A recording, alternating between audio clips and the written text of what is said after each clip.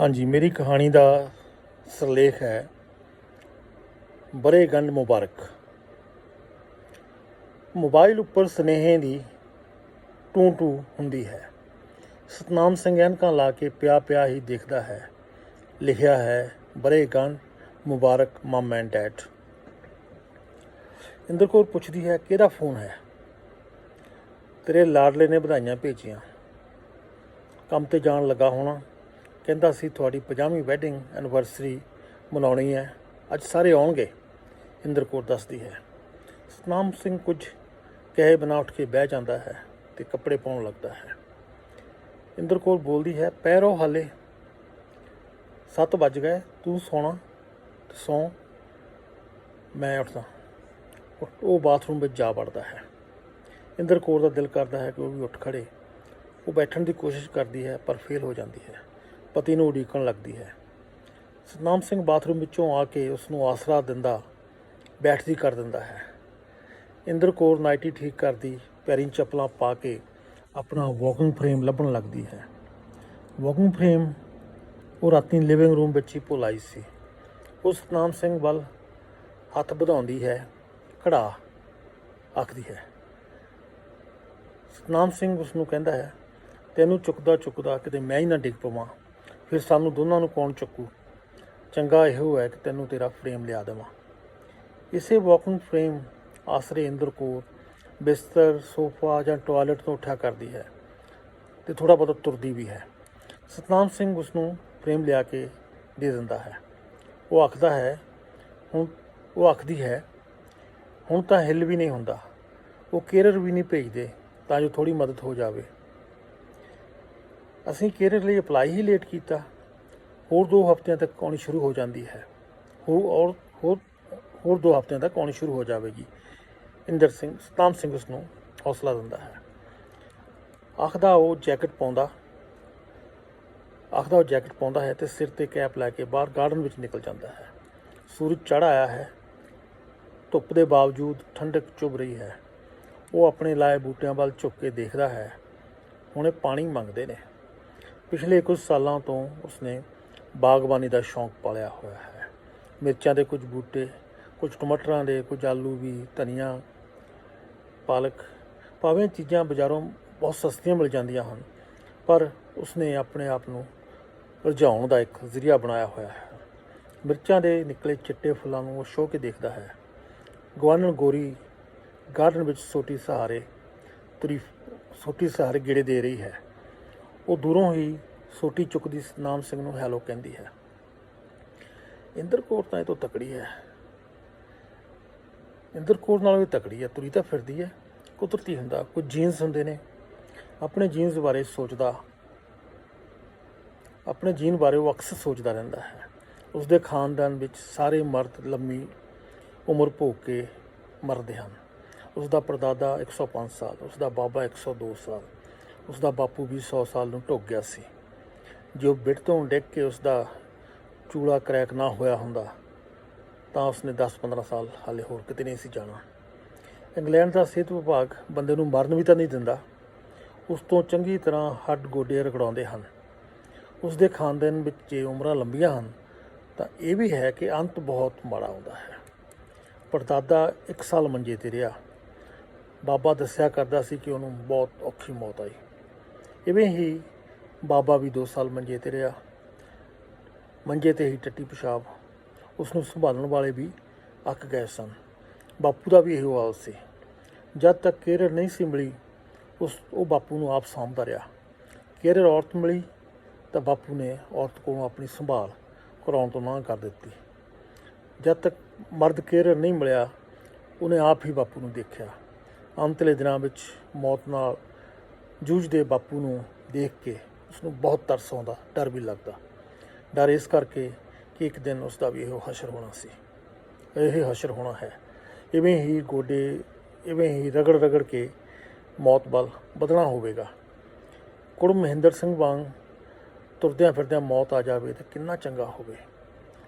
ਇਹ ਗੱਲ ਫਿਰ ਵੀ ਚੰਗੀ ਹੈ ਕਿ ਇਸ ਮੁਲਕ ਵਿੱਚ ਨਰਸਿੰਗ ਹੋਮ ਤਾਂ ਹੈਗੇ ਜਿਹੜੇ ਬੁਢਾਪੇ ਨੂੰ ਰੁਲਣ ਤੋਂ ਕਿਸੇ ਹੱਦ ਤੱਕ ਬਚਾ ਲੈਂਦੇ ਹਨ। ਉਸਦਾ ਪੇਂਡੂ ਤੀਰਥ ਸਿੰਘ ਕਈ ਮਹੀਨਿਆਂ ਤੋਂ ਬੂਪਾ ਨਰਸਿੰਗ ਹੋਮ ਵਿੱਚ ਹੈ। ਉਹ ਉਸ ਨੂੰ ਅਕਸਰ ਮਿਲਣ ਚਲੇ ਜਾਇਆ ਕਰਦਾ ਹੈ। ਨਰਸਿੰਗ ਹੋਮ ਵਿੱਚ ਹੁੰਦੀ ਸੇਵਾ ਤੋਂ ਉਹ ਕਾਫੀ ਮੁਤਾਸਰ ਹੈ।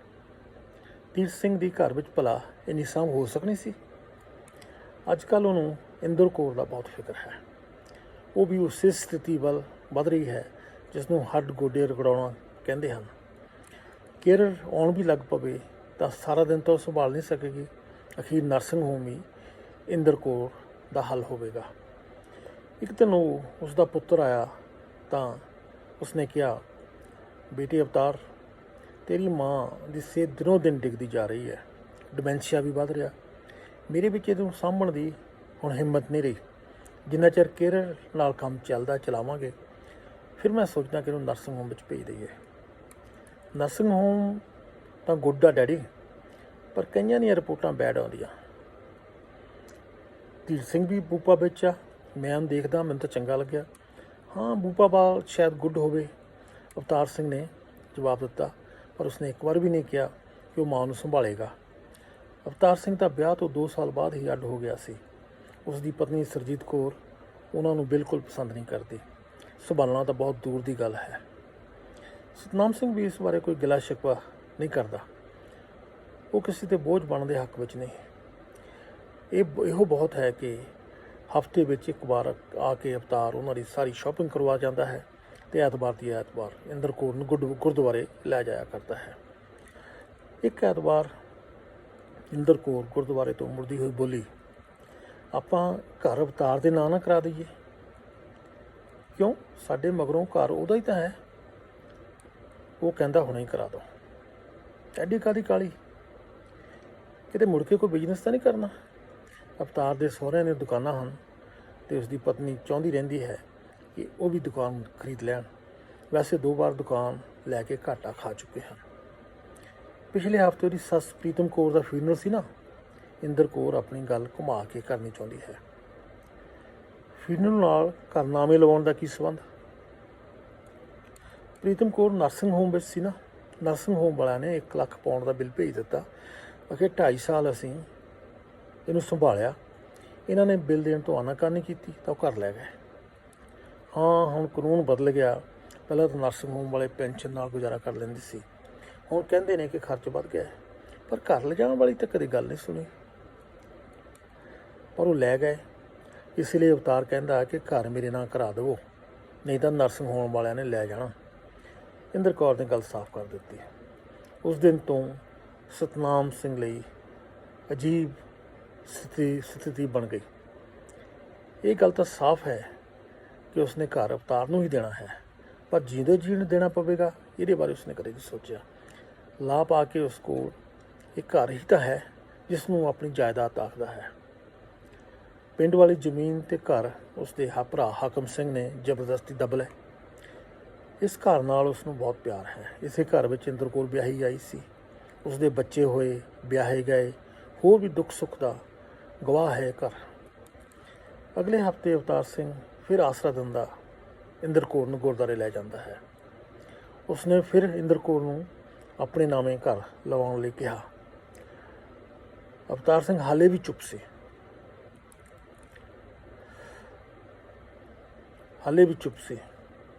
ਅਗਲੇ ਹਫ਼ਤੇ ਅਗਲੀ ਵਾਰ ਉਹ ਤੀਰਥ ਸਿੰਘ ਨੂੰ ਦੇਖਣ ਗਿਆ ਤਾਂ ਮੈਨੇਜਰ ਪਿਆਰੇ ਲਾਲ ਦੇ ਕਮਰੇ ਵਿੱਚ ਚਲੇ ਗਿਆ। ਪਿਆਰੇ ਲਾਲ ਉਸ ਨੂੰ ਸਾਹਮਣੇ ਵਾਲੀ ਕੁਰਸੀ 'ਤੇ ਬਹਿ ਜਾਣ ਲਈ ਕਹਿੰਦਾ ਹੈ।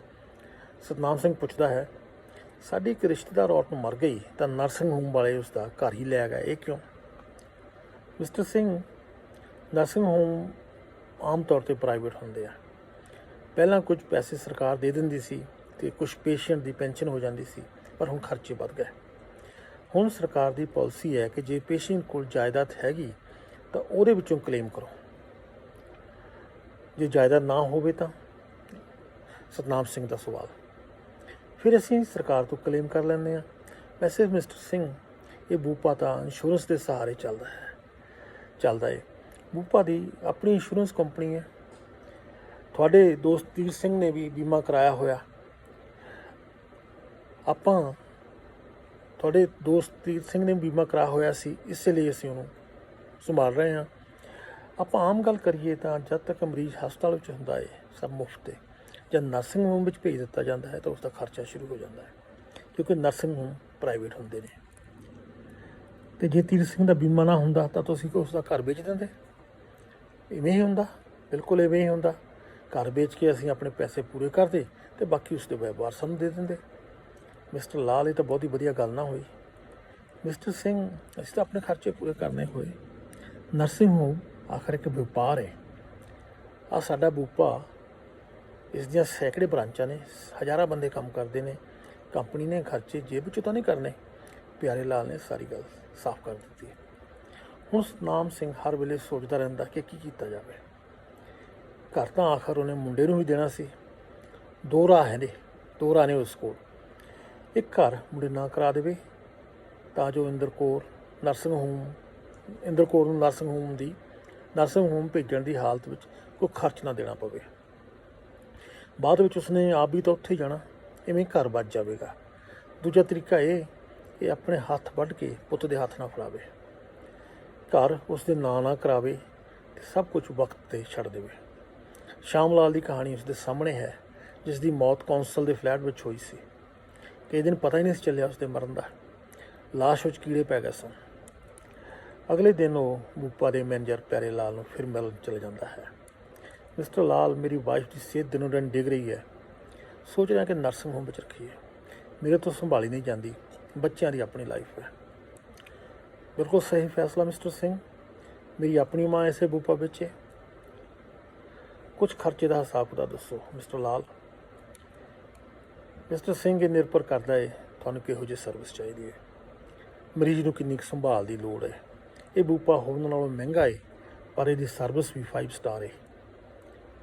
ਫਿਰ ਵੀ ਹਫ਼ਤੇ ਦਾ ਖਰਚ ਦੱਸੋ ਮਿਸਟਰ ਸਿੰਘ। ਇਸ ਵੇਲੇ ਸਾਡੀ ਸੇਵਾ ਹਫ਼ਤੇ ਦੇ 700-800 ਪਾਉਂਡ ਤੋਂ ਸ਼ੁਰੂ ਹੁੰਦੀ ਹੈ।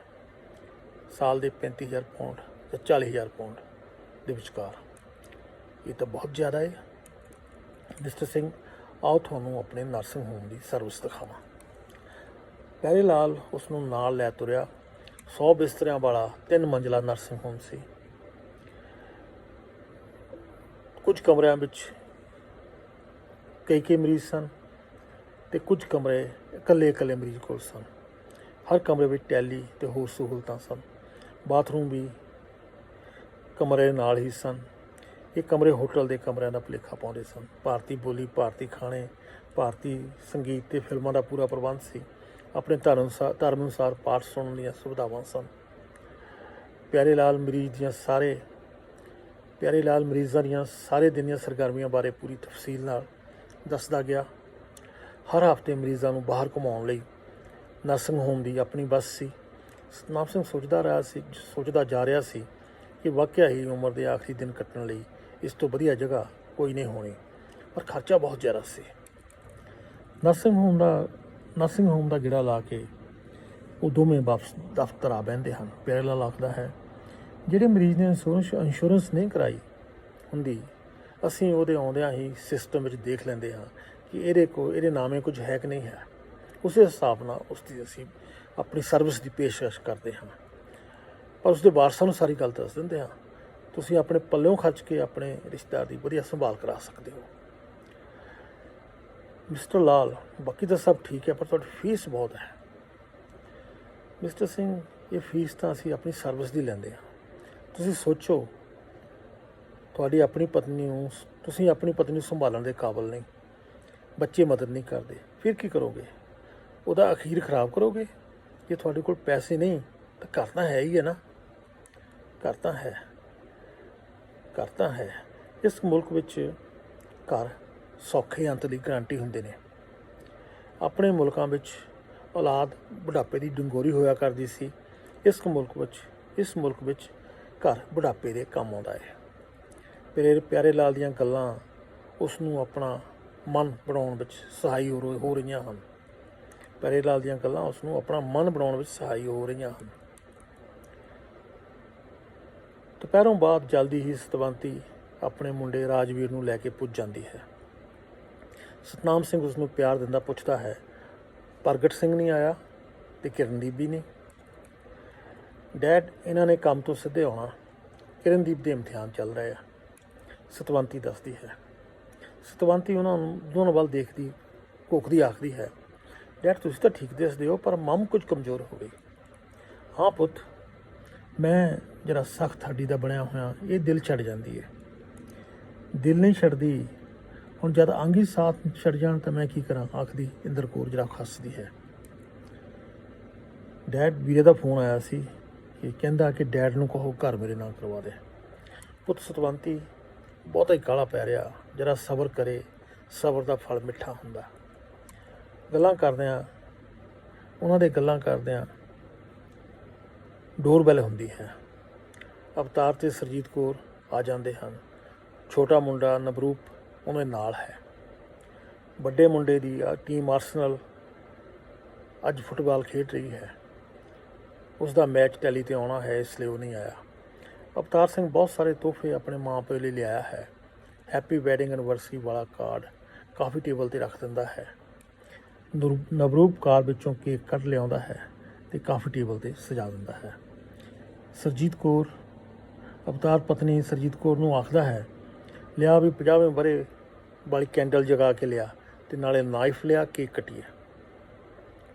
ਵੀਰੇ ਹੋਰ ਅੱਧਾ ਘੰਟਾ ਰੁਕ ਲੈ, ਇਹਨਾਂ ਨੇ ਕੰਮ ਤੋਂ ਸਿੱਧੇ ਆ ਜਾਣਾ, ਤੁਰ ਪਏ ਹੋਣੇ ਆ। ਸਾਰੇ ਸਹਿਮਤ ਹੁੰਦੇ ਹਨ। ਸਰਜੀਤ ਕੌਰ ਇੱਕ ਮੋਮਬੱਤੀ ਜੋ 50ਵਿਆਂ ਦੇ ਹਿੰਸੇ ਦੀ ਸ਼ਕਲ ਵਿੱਚ ਹੈ ਨੂੰ ਬਾਲ ਕੇ ਕੇਕ ਵਿੱਚ ਗੱਡ ਦਿੰਦੀ ਹੈ। ਫੋਨਾਂ ਉੱਪਰ ਫੋਟੋ ਖਿੱਚੀਆਂ ਜਾਂਦੀਆਂ ਹਨ। ਇੱਧਰ ਉੱਧਰ ਦੀਆਂ ਗੱਲਾਂ ਕਰਨ ਤੋਂ ਬਾਅਦ ਅਵਤਾਰ ਪੁੱਛਦਾ ਹੈ, ਡੈਡ ਹਾਊਸ ਬਾਰੇ ਕੀ ਥਿੰਕ ਕੀਤਾ? ਕੀ ਮਤਲਬ? ਸਤਨਾਮ ਸਿੰਘ ਪੁੱਛਦਾ ਹੈ। ਹਾਊਸ ਮੇਰੇ ਨਾਂ ਟਰਾਂਸਫਰਮ ਕਰ ਬਾਰੇ। ਪੁੱਤਰਾ, ਇਹ ਘਰ ਤੇਰਾ ਹੀ ਹੈ। ਸਤਵੰਤੀ ਨੂੰ ਤਾਂ ਮੈਂ ਹਿੱਸਾ ਦਿੱਤਾ ਸੀ, ਜਦ ਇਹਨੇ ਘਰ ਲਿਆ ਸੀ। ਉਹ ਤਾਂ ਠੀਕ ਹੈ, ਪਰ ਇਹ ਹਾਊਸ ਮੇਰੇ ਨਾਂ ਕਰਵਾਓ। ਮੈਂ ਵਸੀਅਤ ਕੀਤੀ ਹੋਈ ਹੈ ਨਾ ਤੇਰੇ ਨਾਂ ਦੀ, ਫਿਕਰ ਕਿਉਂ ਕਰਦਾ? ਨਹੀਂ ਡੈਡ, ਮੈਂ ਹੁਣੇ ਹਾਊਸ ਆਪਣੇ ਨਾਮੇ ਮੰਗਦਾ। ਅਵਤਾਰ, ਮੈਂ ਹਾਲੇ ਜਿਉਂਦਾ ਜਾਗਦਾ। ਮੈਨੂੰ ਪਤਾ ਡੈਡ, ਤੁਸੀਂ ਮੌਮ ਨੂੰ ਨਰਸਿੰਗ ਹੋਮ ਭੇਜਣ ਬਾਰੇ ਥਿੰਕ ਕਰਦੇ ਹੋ।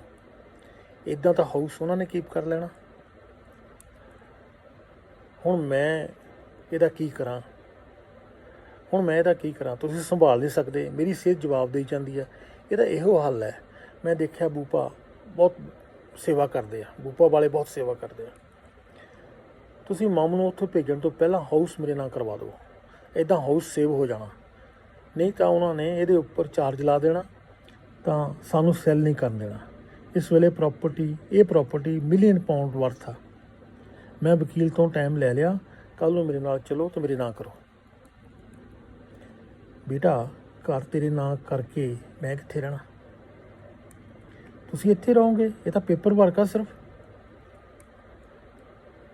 ਅਵਤਾਰ ਸਿਆਂ, ਜੇ ਕੱਲ੍ਹ ਨੂੰ ਤੂੰ ਮੈਨੂੰ ਘਰੋਂ ਕੱਢਤਾ ਤਾਂ ਮੈਂ ਕਿੱਥੇ ਜਾਵਾਂਗਾ? ਡੈਡ, ਮੈਂ ਕੋਈ ਪਾਗਲ ਹਾਂ? ਪੁੱਤਰਾ, ਇਹ ਤਾਂ ਮੈਂ ਹੀ ਡਿੱਗਿਆ, ਇਹ ਤਾਂ ਤੇਰੀ ਮੰਮੀ ਡਿੱਗੀ ਆ। ਮੈਂ ਹਾਲੇ ਤਕੜਾ, ਪਤਾ ਨਹੀਂ ਕਿੰਨੇ ਸਾਲ ਜਿਉਣਾ। ਕੱਲ੍ਹ ਨੂੰ ਤੂੰ ਸੋਚਣ ਲੱਗ ਪਵੇਂ ਕਿ ਇਹ ਬੁੱਢਾ ਤਾਂ ਮਰਦਾ ਹੀ ਨਹੀਂ। ਮਿਲੀਅਨ ਪਾਉਂਡ ਦੀ ਮਾਲਕੀ ਤੇਰਾ ਮਨ ਬਦਲ ਦੇਵੇ ਅਤੇ ਮੇਰਾ ਕੀ ਬਣੂ? ਡੈਡ, ਮੈਂ ਇੱਦਾਂ ਕਦੇ ਨਹੀਂ ਹੋਣਾ, ਆਈ ਪ੍ਰੋਮਿਸ। ਅਵਤਾਰ, ਤੂੰ ਸ਼ਾਮ ਲਾਲ ਨੂੰ ਜਾਣਦਾ? ਜਿਹਦਾ ਮੁੰਡਾ ਅਸ਼ੋਕ ਤੇਰੇ ਨਾਲ ਪੜ੍ਹਦਾ ਸੀ। ਉਹ ਅਸ਼ੋਕ ਨੇ ਕੋਈ ਬਿਜ਼ਨਸ ਖਰੀਦਣਾ ਸੀ ਅਤੇ ਉਹਨੇ ਘਰ ਮੁੰਡੇ ਨੇ ਨਾ ਕਰ ਦਿੱਤਾ। ਕੁਝ ਹਫ਼ਤਿਆਂ ਬਾਅਦ ਹੀ ਮੁੰਡੇ ਨੇ ਪਿਓ ਨੂੰ ਘਰੋਂ ਕੱਢ ਦਿੱਤਾ। ਮੈਂ ਸ਼ਾਮ ਲਾਲ ਨਹੀਂ ਬਣਨਾ। ਡੈਡ, ਮੈਂ ਅਸ਼ੋਕ ਨਹੀਂ ਅਤੇ ਮੈਂ ਵੀ ਸ਼ਾਮ ਲਾਲ ਨਹੀਂ। ਸਤਨਾਮ ਸਿੰਘ ਅੱਜ ਸਵੇਰੇ ਲਏ ਆਪਣੇ ਫੈਸਲੇ ਅਨੁਸਾਰ ਦ੍ਰਿੜਤਾ ਨਾਲ ਆਖਦਾ ਹੈ। ਅਵਤਾਰ ਦਾ ਰੰਗ ਗੁੱਸੇ ਵਿੱਚ ਲਾਲ ਫਿਰਨ ਲੱਗਦਾ ਹੈ। ਜਾਣੀ ਕਿ ਤੁਸੀਂ ਮਿਲੀਅਨ ਪਾਉਂਡ ਨਰਸਿੰਗ ਹੋਮ ਦੀ ਬੈਕ ਵਿੱਚ ਪੁਸ਼ ਕਰ ਦੇਣਾ। ਇੱਦਾਂ ਹੀ ਸਮਝ। ਸਤਨਾਮ ਸਿੰਘ ਦਾ ਗੁੱਸਾ ਵੀ ਰੰਗ ਦਿਖਾਉਂਦਾ ਹੈ। ਅਵਤਾਰ ਸਿੰਘ ਉੱਠ ਕੇ ਖੜ੍ਹਾ ਹੋ ਜਾਂਦਾ ਹੈ। ਮੇਜ਼ 'ਤੇ ਪੈ ਕੇਕ ਨੂੰ ਜ਼ੋਰ ਦੀ ਕਿੱਕ ਮਾਰਦਾ ਹੈ। 50 ਵਰ੍ਹਿਆਂ ਵਾਲੀ ਮੋਮਬੱਤੀ ਦੂਰ ਜਾ ਡਿੱਗਦੀ ਹੈ। ਕੇਕ ਖਿਲਰ ਜਾਂਦਾ ਹੈ। ਫੱਕ ਕਰਦਾ ਅਵਤਾਰ ਸਿੰਘ ਬਾਹਰ ਨਿਕਲ ਜਾਂਦਾ ਹੈ। Thank you.